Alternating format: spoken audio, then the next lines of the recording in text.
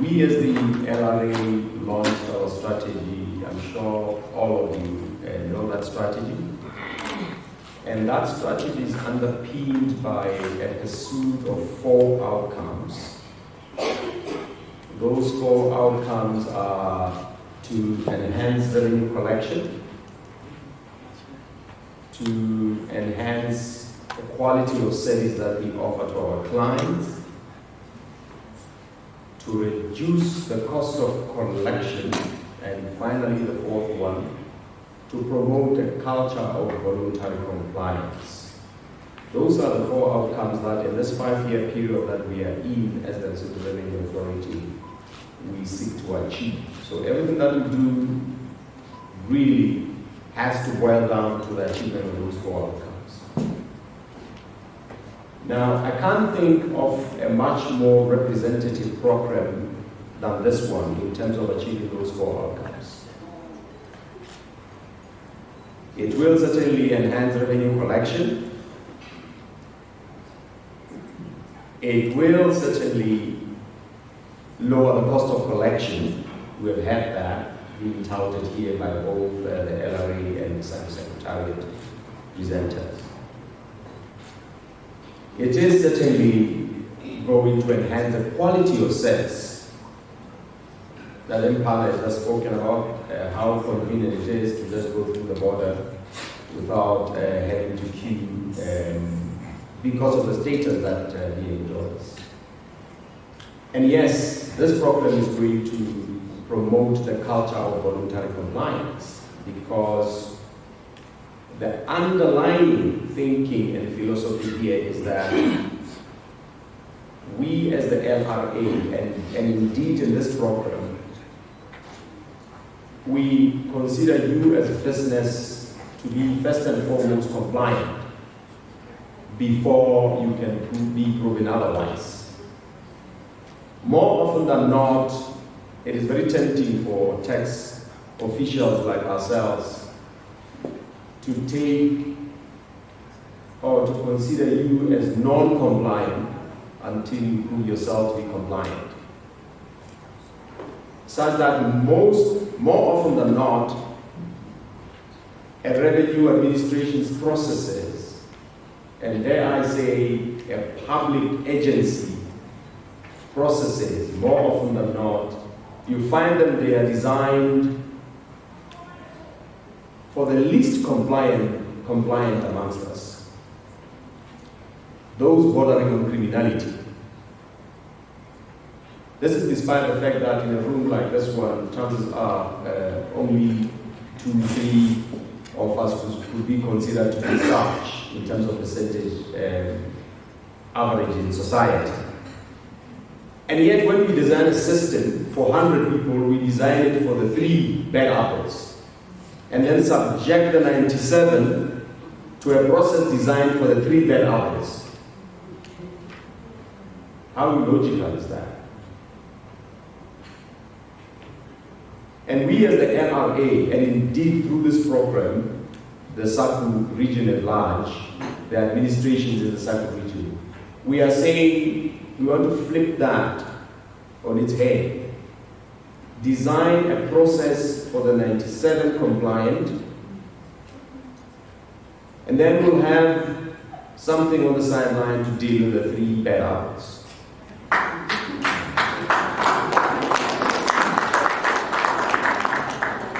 That is the underpinning philosophy. And I think it's important for us to reiterate the message over and over, even to ourselves. Because what you're saying, that Impala, you have been accredited as a preferred trader after being subjected to this very rigorous process. And then you're audited 4 times. And then when there is a 1,500 owing, your consignment is detained. It goes totally against the spirit and the philosophy of this program. It does say maybe we still don't understand. Maybe the DNA in us, the very DNA of being a tax person for so many years, it still needs to be supported. We still need to make sure that we bring about the culture change and the change in perspective. Because indeed, the idea is once you are accredited, then you should enjoy the benefits of good behavior. It's a reward. We are actually, as the LRA, thinking of extending this very idea of the preferred trader program to, in fact, above and beyond trading at the border.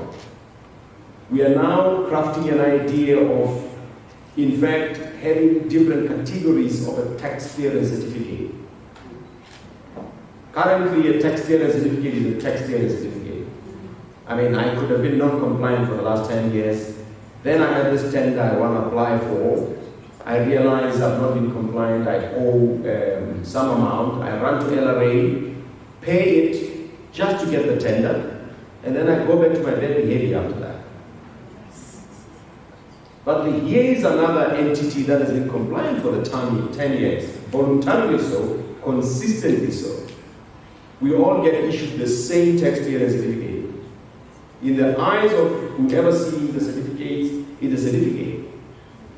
What we are saying is we would like to categorize them so that you have a gold, in fact, platinum tax clearance certificate, which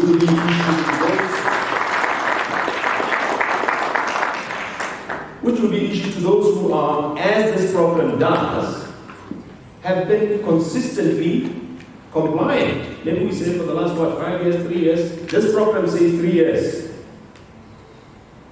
If you demonstrate that consistent behavior of compliance, it's a platinum certificate. And then if you just show up one morning, you are owing, you've been hiding, running all over the place, you pay your debt, well and good, you are clear, but hey, it's a bronze.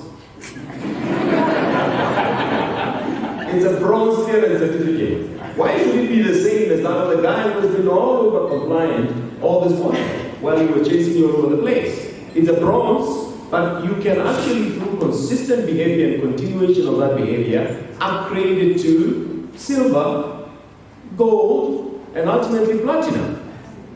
And what we're doing now is talking to the government and saying, maybe even in the award of the tenders, a platinum certificate should count for more points when they evaluate the tenders. As a bronze one really should count for less.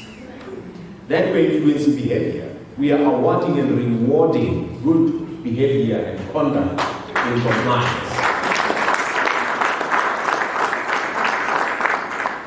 So this is how SACU Secretariat was stealing your idea and taking it to another context, to really try and say there is an underlying philosophy and we should not lose focus of that. It's a program, it's a good program, but it really can be part of a broader arsenal of trying to tackle the challenges that we have of non-compliance. As I've indicated, we're very much glad to now be launching a program in Lesotho. As indicated, South Africa launched, Swaziland launched, we are now joining the club. And I really would like to encourage the business community to seize the opportunity and be assured that we shall be paying particular attention to ensuring that the program does deliver the benefits it is intended to do. Yes, it will necessarily be initially painful when you join the program in the beginning. There will be some labor pains, but you know at the end of the labor pains, there's always something good that comes that you didn't forget about the labor pains. And indeed, if you think about it, we are trying to form a club of the compliant here. And you don't want us to also lower the standards of joining the club. Because you want, when you have the membership, to in fact even use it that in Ghana as a mark of good citizenship. You use those words. A mark of good citizenship. Then you can use that even to market your business, to show and demonstrate that you are a corporate citizen.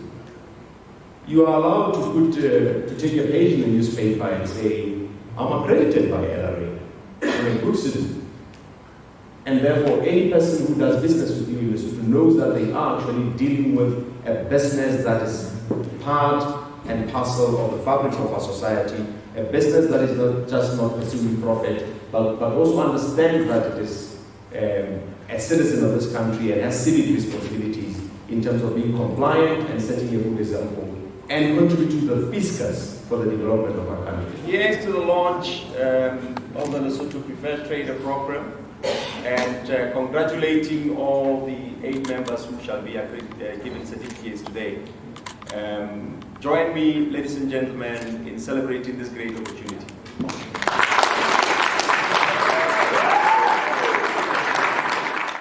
In brief, one can say the Preferred Trader Program seeks to enhance customs service delivery by really balancing trade, facilitation, enforcement, and control. And this results in benefits for both trade and the LRA. The trade will receive minimum control and intervention at the border post. There will be less scrutiny. But you see the benefit of the LRA on the other side is less manpower to deal with the traders as they come through the border post. Reduction of cost to the trade, less time spent at the border post, but also reduction of cost of collection on the LRA in terms of human resources required at the border post or even at the clearance office. And one of the objectives really is to promote the legitimate trade and to ensure that there is a high level of compliance.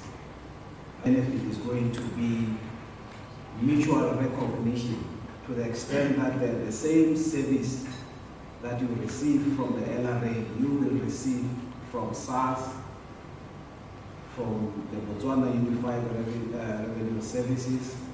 If you export to Swaziland or Eswatini and to Botswana, the same level of service. Now, some of the benefits, specific benefits, as an accredited or as a preferred trader, you have access to an LRA specific person who deals with all your customs issues 24/7. Is one of them. The other one is a fewer routine, documentary, and physical inspection at the border post. The normal saying is that I get as a account for this is that as a preferred trader, then it means that your goods will 100% go through the border post without interventions. But there are times that the customs will stop, including on issues that are governed by other government agencies, issues of public health, for example, issues of security and so forth. But this will be as few as possible. And when there is a stop at the border post or there is a documentary check required, as a preferred trader, your transaction gets a priority. You go first in line. This is one of the benefits.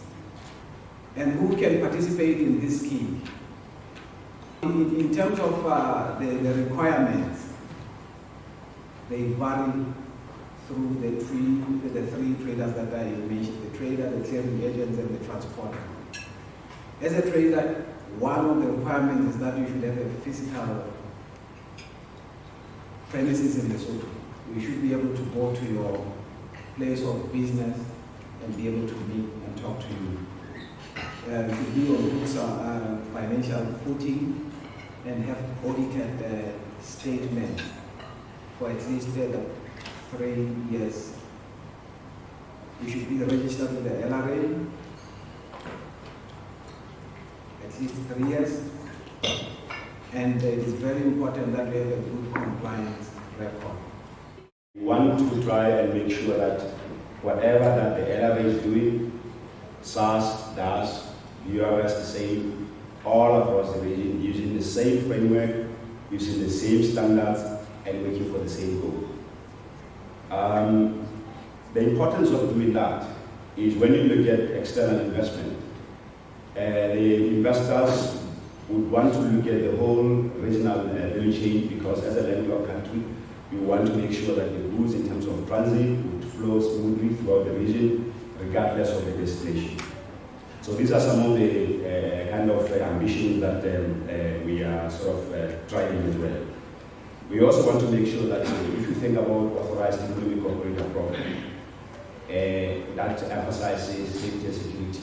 The exports from Lesotho of the AEO or a preferred trader that we have passed the safety and security measures, they can actually be easily accepted without a hassle in the market of destination. So these are some of those important things that we are busy promoting. Now, as Mr. Nisman mentioned as well, the standards that have been adopted here emanate from the World Customs Organization through what they call Safe Framework of Standards, and it is an evolutionary tool that always gets updated to make sure that we can, as Customs Administration, operate within the most latest standards in terms of supply chain security. So the pillars for the program, as it is, it centers on risk management. If there are 10 containers coming, which one would you target and why? This is why the aspect of exchange of data becomes very critical, because on that basis you are able to target, screen, and take a precise decision. It also emphasizes the issue of audit. Those that have missed at the border, what happens once the goods have been imported? Would you be able to follow up as an administration and indeed find if there was anything untoward with those engagements? So in terms of pillar, these are some of the requirements, and I must emphasize that the issue of sufficient knowledge at SACU level, we have even put a mark.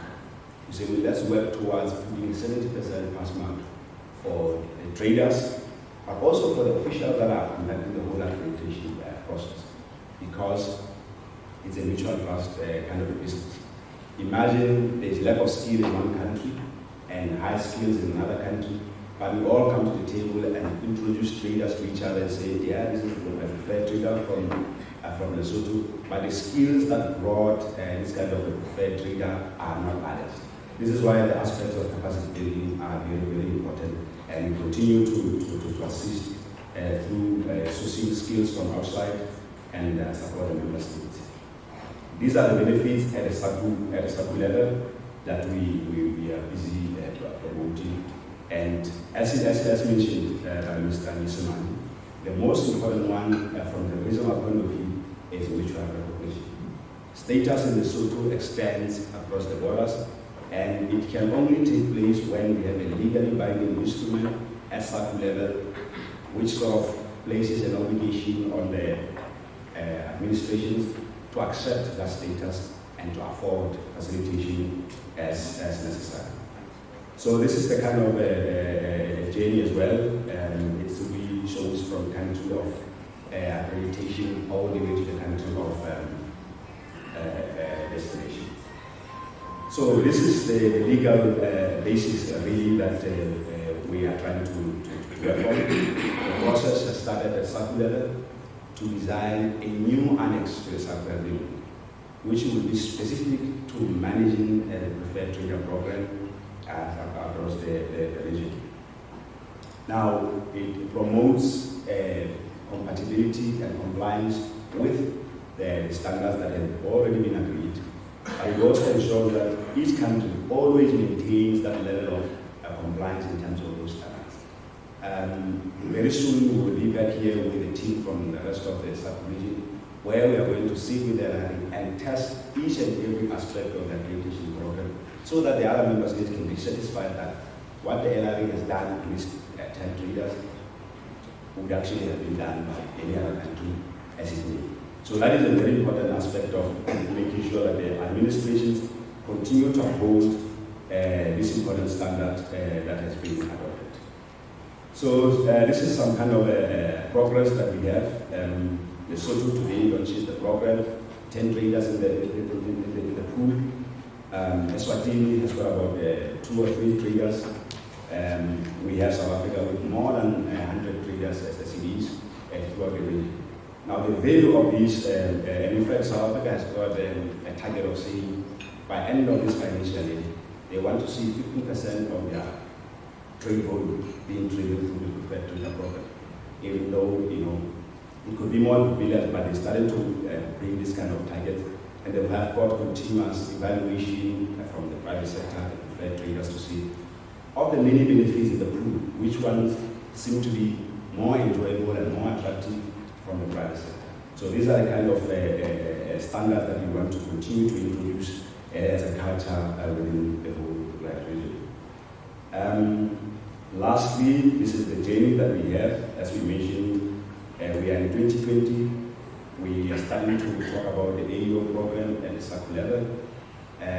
As you may remember, we have other free trade agreements that talk about the AEO program as a requirement, but it's one of the implementation measures.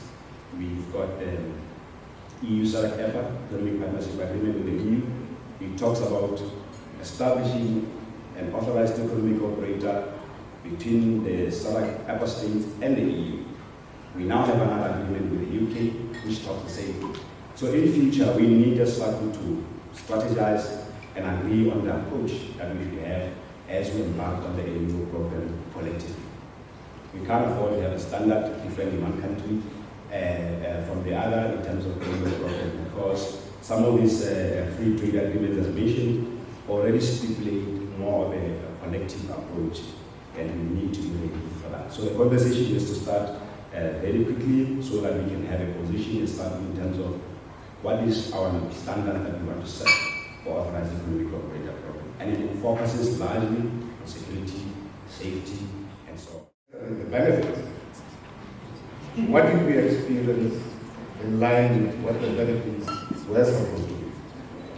As a young company back in 2014, we were driven by a desire to be seen as a good citizen.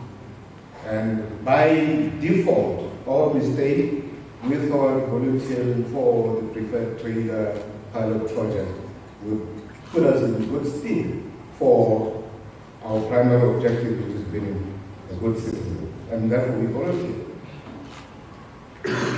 That's a good citizen among country.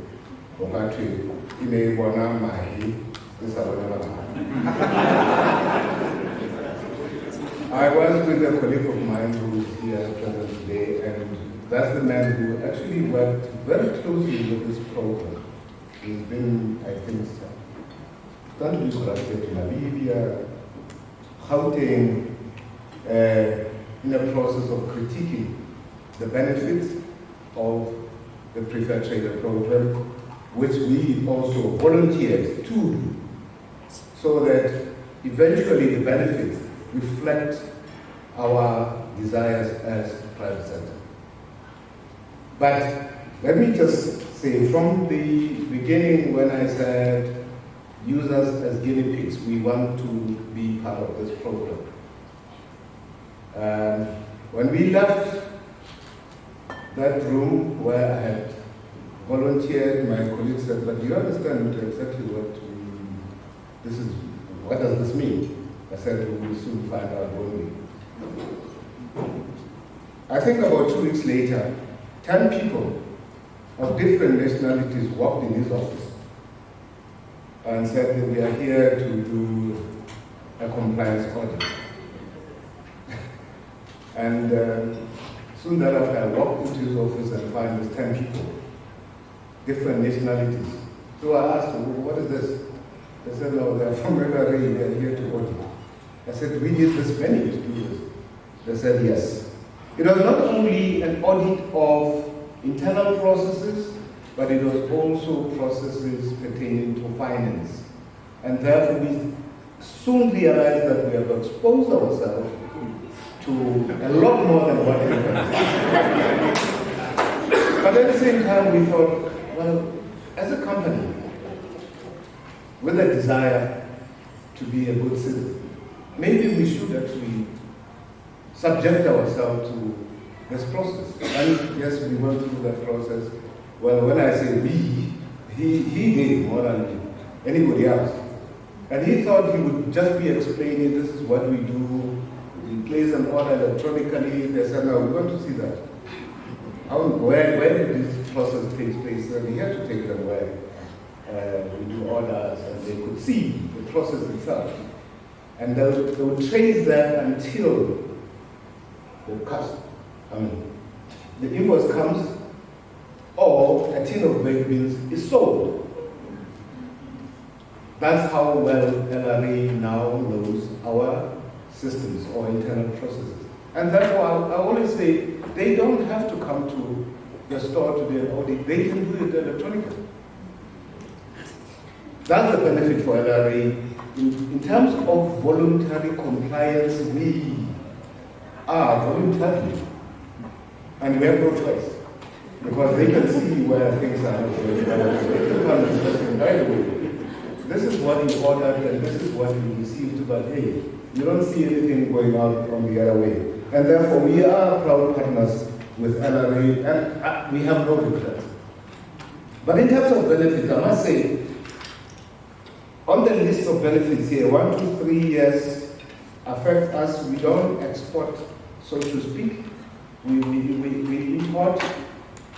And the first pilot, and I think its extension, we were benefiting from this front-of-the-line privileges because we were still on manual system. And therefore, when our truck got to the border, we just go straight to the team leader and say, we are preferred trader pilot. You don't have to queue to come and process the clearing. How much is it? As a is electronic, he doesn't know how to jump the queue. And we are working on saying, as a preferred trader, our agents should be red flagged the minute they log into the system and therefore be able to. We're working on it. It's not working yet. It's not working, and therefore we cannot jump the queue in terms of clearing is concerned. But I must say, when SACU is down, you are able to approach a team leader and say, well, it's not my fault, is it? And you are able to be cleared manually as a preferred trader. And you can imagine if you are not a preferred trader, and SACU is down for 5 or 8 hours, I don't say that does happen. That's what can be done. So it means that because there will be other traders who want to clear their goods, you might find yourself at the border for 2 days. And preferred trader, a couple of hours, because if our clearing agent calls the deputy knows which buttons to press, and we get a manual clearance. Yes, we will do the electronic once the SACU is up again, whether it's tomorrow or next week. We are professional.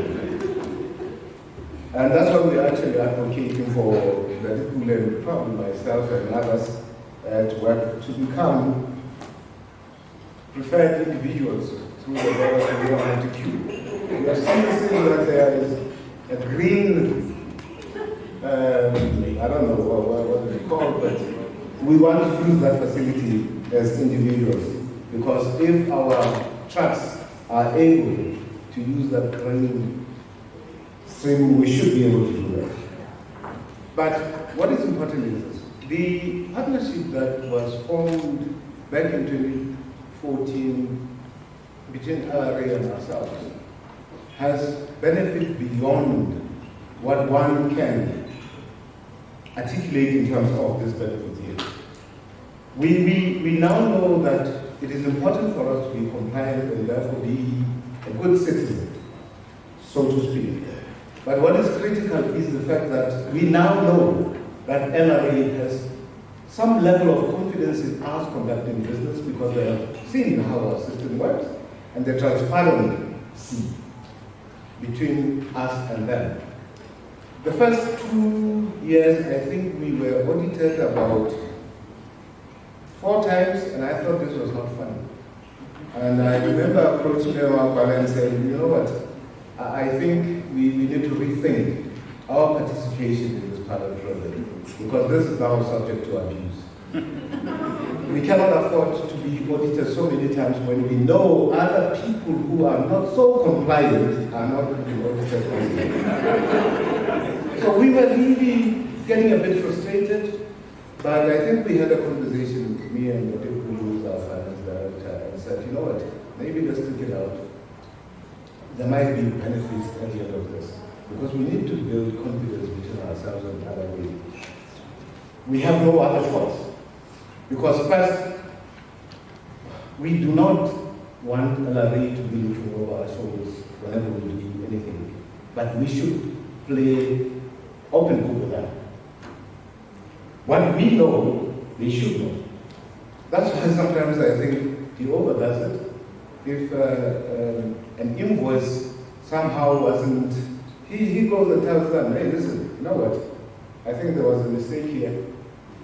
We need to correct this. So that is now compliance in the true sense of the word. And that only cements the good relationship that we have. The benefits are immense.